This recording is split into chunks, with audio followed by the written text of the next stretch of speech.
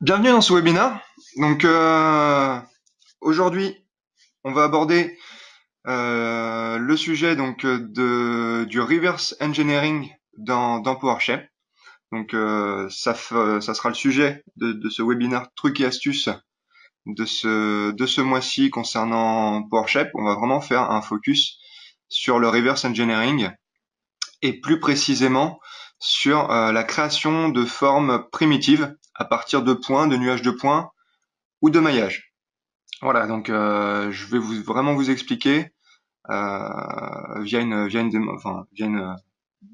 bonne démonstration tous les outils, tous les moyens d'arriver à correctement extraire ces formes-là, donc la manière la plus rapide et la plus juste aussi. Donc tout d'abord, pour revenir d'un point de vue général sur PowerShell. PowerShell, c'est bien sûr un logiciel de CAO. Mais c'est un logiciel de CAO vraiment orienté FAO. Donc vraiment des outils mis à disposition pour aménager votre pièce, pour concevoir votre pièce de façon à ce que ça vous facilite l'usinage derrière, vraiment la mise en place de trajectoires.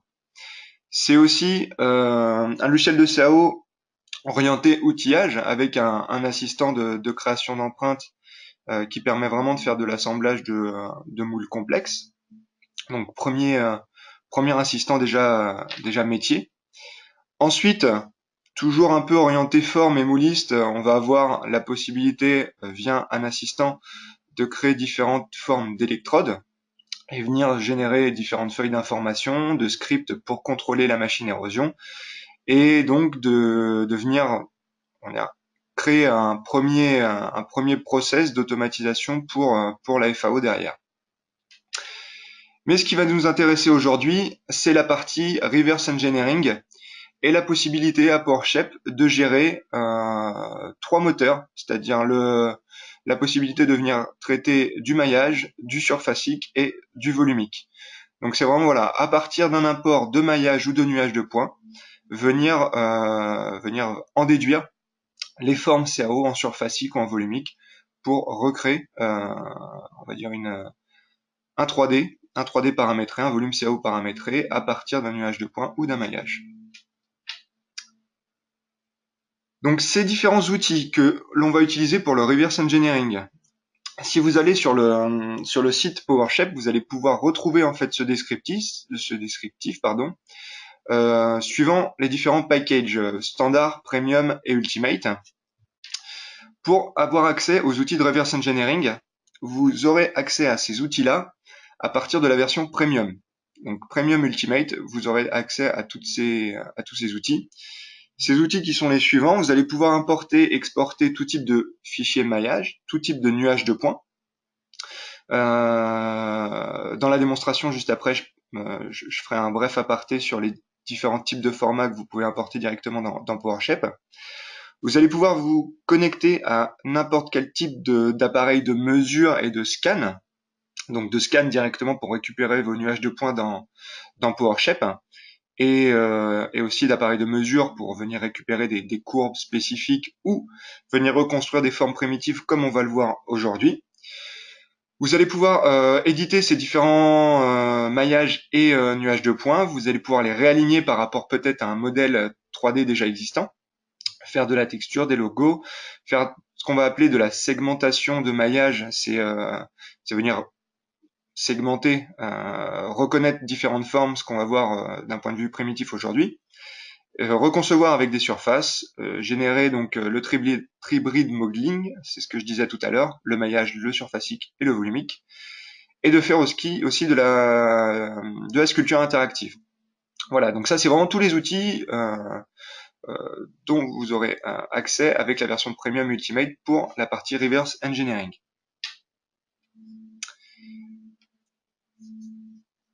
Donc ce que je vous propose, c'est d'aller directement dans le vif du sujet et de vous montrer ces différents outils pour vous faire gagner du temps sur la partie extraction de formes primitives dans PowerShell à partir d'un maillage.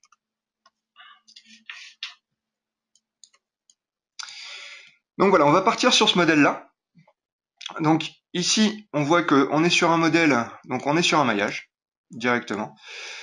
Vous pouvez, si vous voulez avoir un rendu un peu plus précis de la qualité du maillage, changer ici les types d'ombrage par triangle. C'est-à-dire que vous pouvez visualiser les arêtes pour avoir du coup une visualisation vraiment sur la densité des triangles que vous avez à l'écran.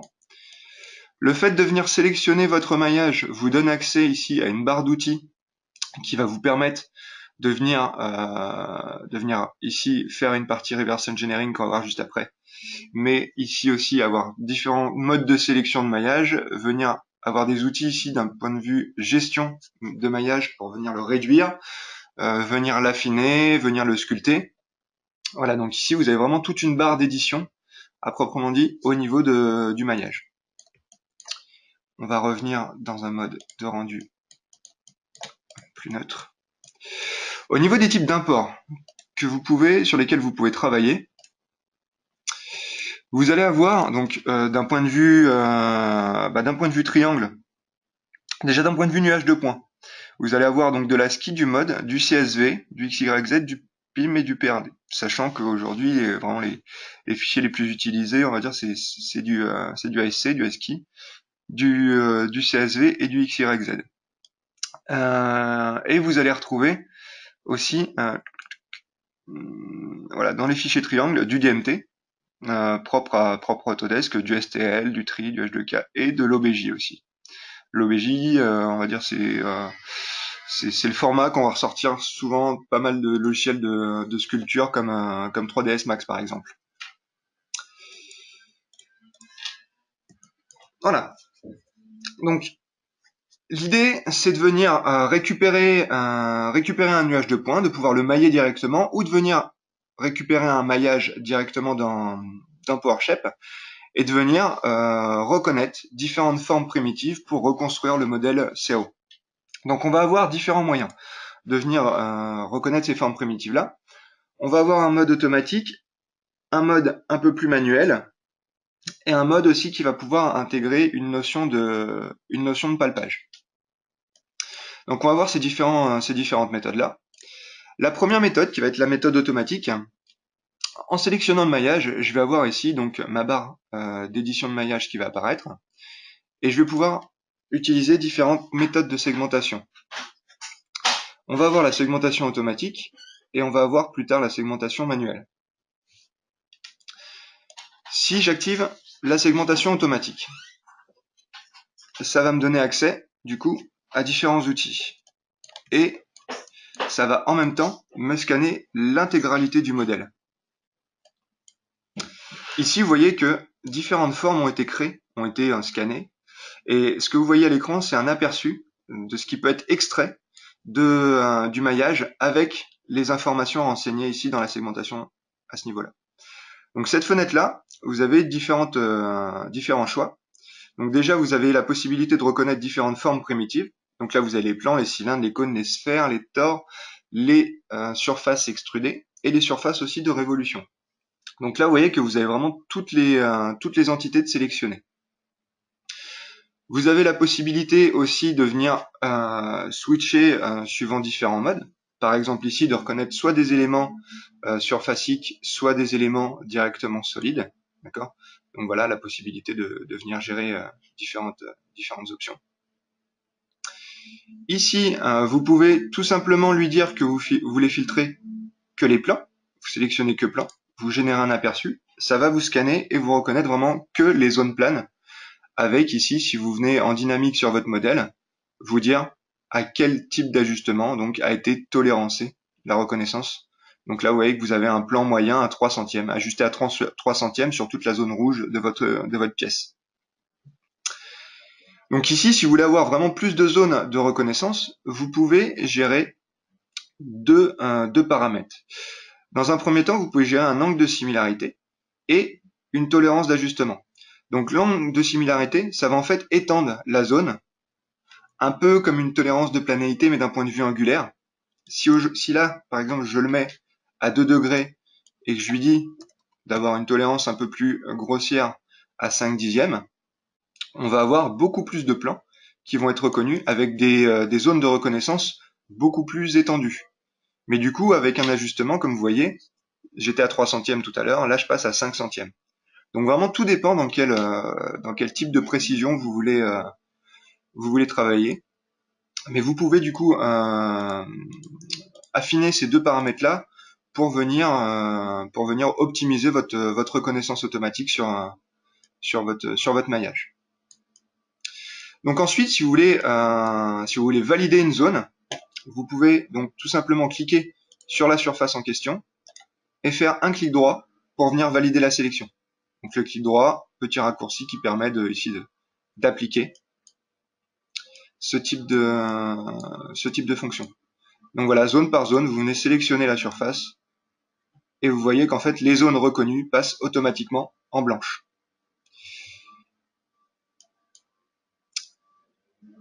Ensuite, vous venez fermer la segmentation et vous avez vos éléments surfaciques qui ont été créés. Donc ça c'est une première méthode, c'est vraiment la segmentation automatique. Donc ce que je peux faire,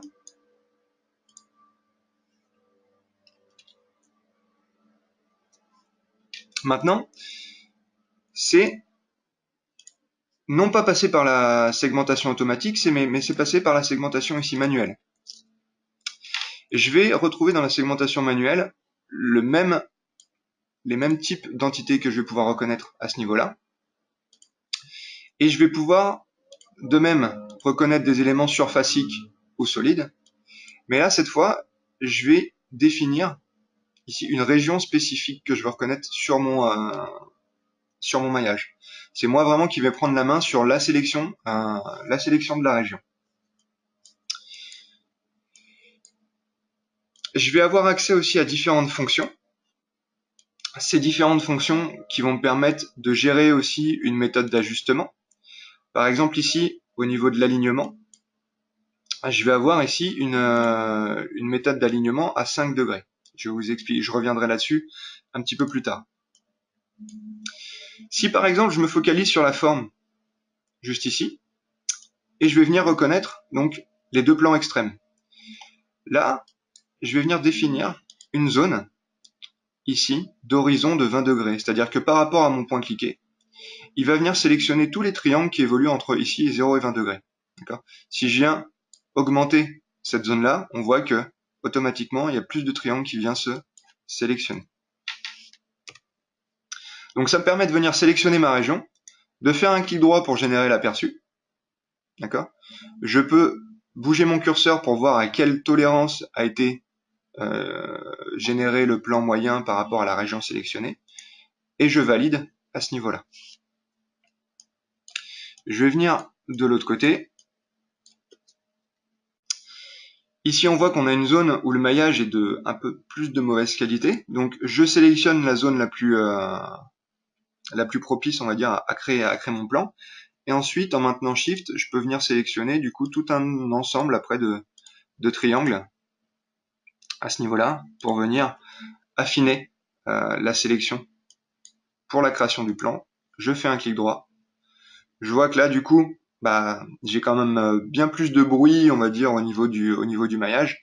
Donc j'ai une tolérance d'ajustement qui est un peu plus élevée.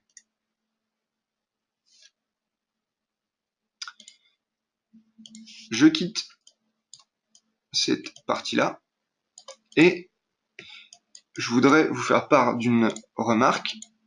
Si je viens cacher mon maillage et que je viens me mettre en vue de dessus, vous voyez que les deux plans qui ont été extraits sont parfaitement parallèles. Donc, comment est-ce que PowerShape a su créer des entités parfaitement parallèles à ce niveau-là?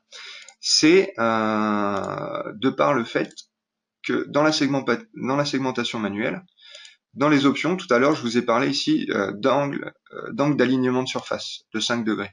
C'est-à-dire que si il reconnaît des entités qui ont peut-être une différence angulaire comprise entre 0 et 5 degrés, par rapport à la première entité créée, il va automatiquement aligner la deuxième entité si elle n'a pas plus de 10 degrés de différence entre l'entité précédente. Ce qui permet d'avoir des entités que l'on va créer parfaitement aligné, surtout quand on va faire de la reconnaissance de plan. Donc vous avez la même chose, vous avez vraiment le paramètre pour les surfaces et le paramètre aussi pour les entités solides. Pour vous montrer, donc par contre vous travaillez, on va dire, dans une tolérance angulaire de plus ou moins 5 degrés. Si vous voulez avoir une segmentation plus précise, vous pouvez diminuer cet angle de reconnaissance là. C'est ce qu'on va faire par exemple sur cette forme là, ici. On va extraire donc le plan de ce côté-là, segmentation manuelle. On va travailler ici sur une méthode d'alignement de surface de 1 degré. Je vais venir sélectionner donc cette partie-là.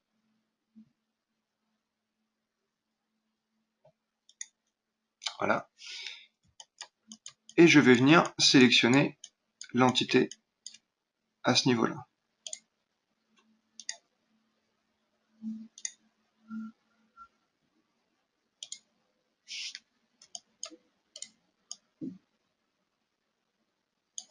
Voilà.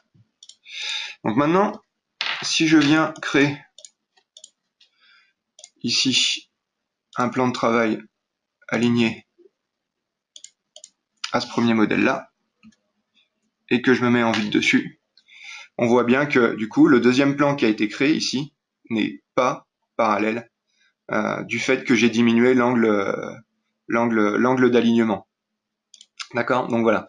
C'est vraiment, si vous voulez avoir un plan parallèle, vous pouvez soit jouer sur ce paramètre d'alignement dans la segmentation, soit utiliser une autre méthode que l'on va voir tout de suite. Je vais garder en référence le plan initial créé à ce niveau-là.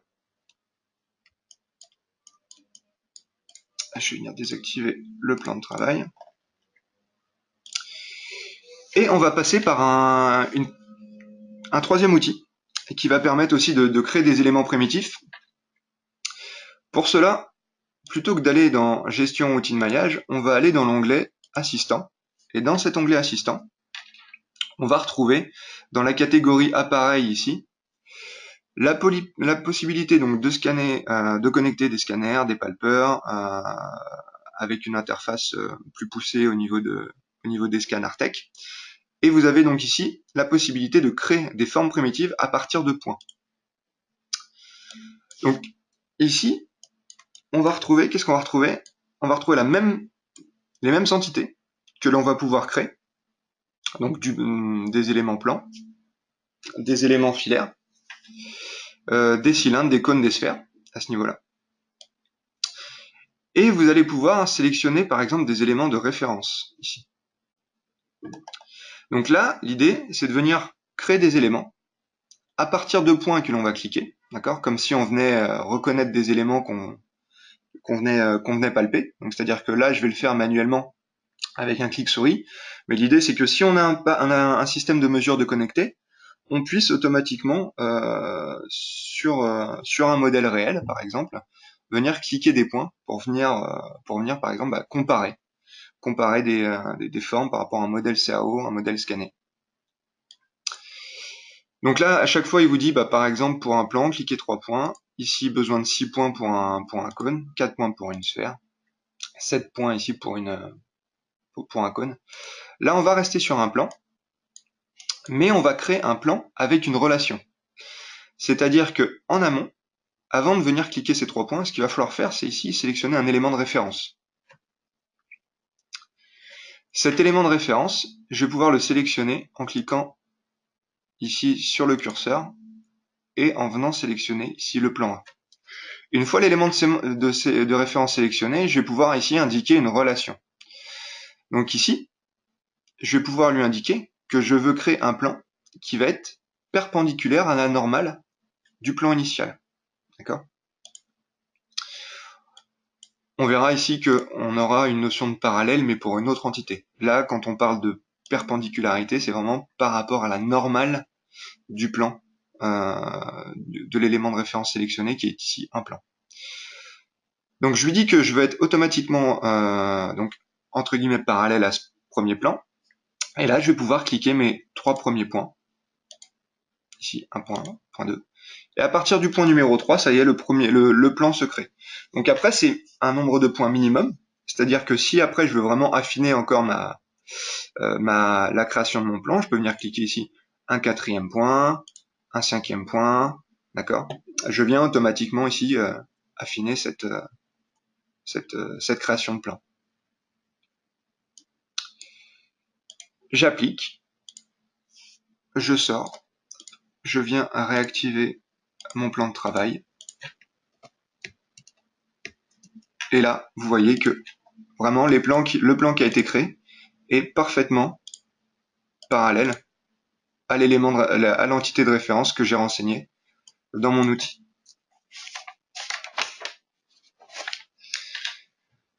Ensuite, on va revenir sur l'outil précédemment présenté.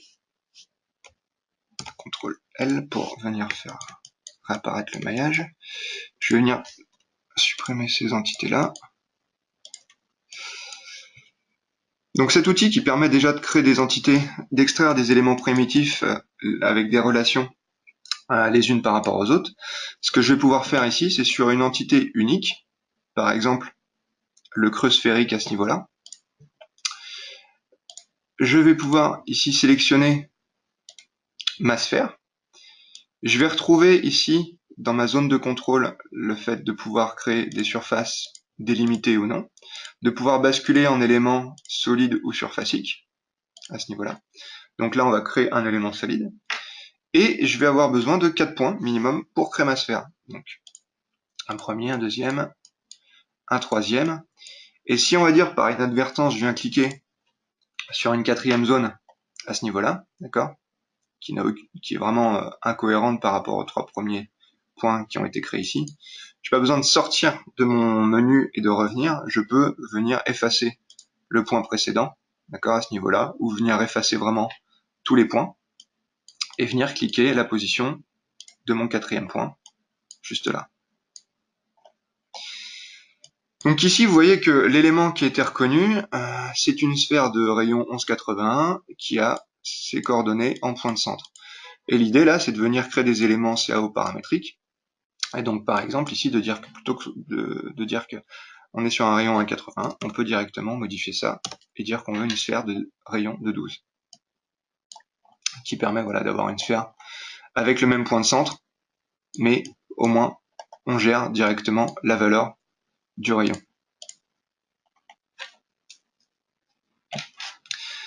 Donc voilà pour la partie surfacique, la partie solide. Ce qu'on peut faire aussi, par exemple sur le côté de la pièce, c'est si on veut créer des éléments filaires qui vont nous permettre de générer après une surface pour la rétroconception, mais en se basant sur un filaire. Si je veux, par exemple en base, ici, créer une ligne et créer une ligne automatiquement parallèle à ce niveau-là, sur la partie supérieure, par exemple, je viens cliquer un point là, puis un point à ce niveau-ci. Je cache mon modèle, je me mets en vue de côté. Là, on voit qu'on n'est pas totalement parallèle. Là, on part un peu plus sur le haut. Donc, ce que je peux faire, c'est venir directement dans mon assistant, création de primitive à partir de points, lui dire que je veux créer donc une ligne à partir de l'entité, donc la ligne numéro 1 en bas, et je vais vouloir créer en fait toute une série de lignes qui vont être parallèles. Donc en fait, je viens sélectionner ici ma relation, et je vais pouvoir venir, par exemple, ici sur mon arête, voilà, où le maillage n'est pas terrible, donc du coup, je vais pouvoir venir cliquer 2 points, appliquer. Je vais même pouvoir venir cliquer sur ma face ici, à 2 hauteurs vraiment différentes. Lui va me trouver la ligne moyen par ces 2 points qui va rester parallèle par rapport à l'entité sélectionnée. Voilà, je me mets en vue de dessus. On voit en fait que les 3 entités là sont vraiment parfaitement parallèles. Donc vous voyez que voilà, l'outil marche vraiment pour les entités filaires, surfaciques et pour les éléments solides. Pour terminer cette démonstration, on peut voir une dernière relation avec des notions aussi différentes. C'est la notion de concentricité sur une zone différente. Par exemple ici, entre l'élément conique, enfin la région conique et la région cylindrique juste en dessous. On va donc utiliser les différentes méthodes qu'on a vues précédemment. On va utiliser déjà dans un premier temps la segmentation pour extraire la segmentation manuelle pour extraire notre cône. En venant sélectionner voilà, les différentes régions pour avoir du coup une extraction plus ou moins précise. Je dis que je veux reconnaître un cône ici surfacique.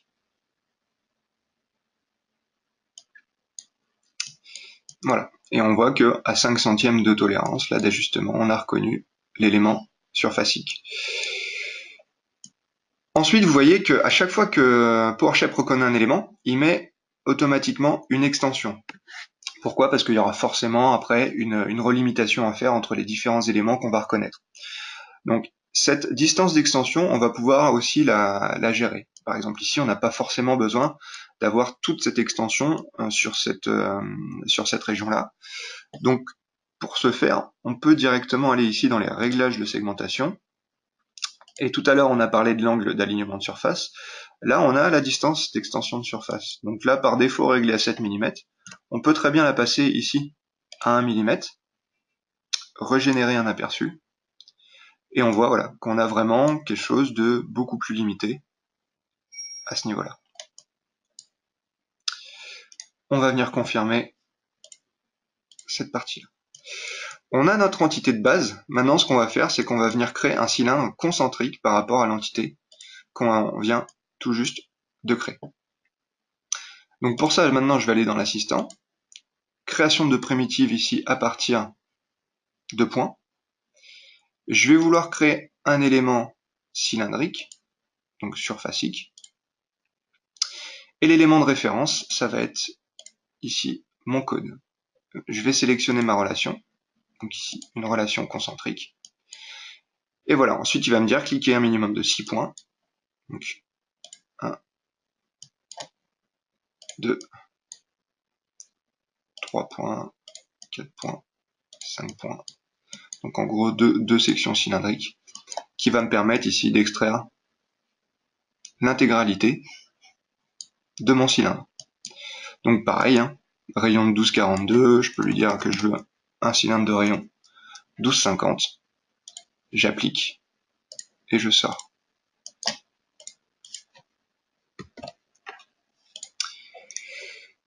Là maintenant, ce que je peux faire, c'est venir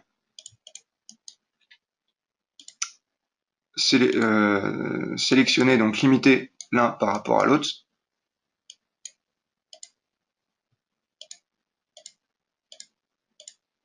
Voilà. Et si je me mets en vue de côté, on voit bien que le cylindre est parfaitement concentrique par rapport à la forme conique.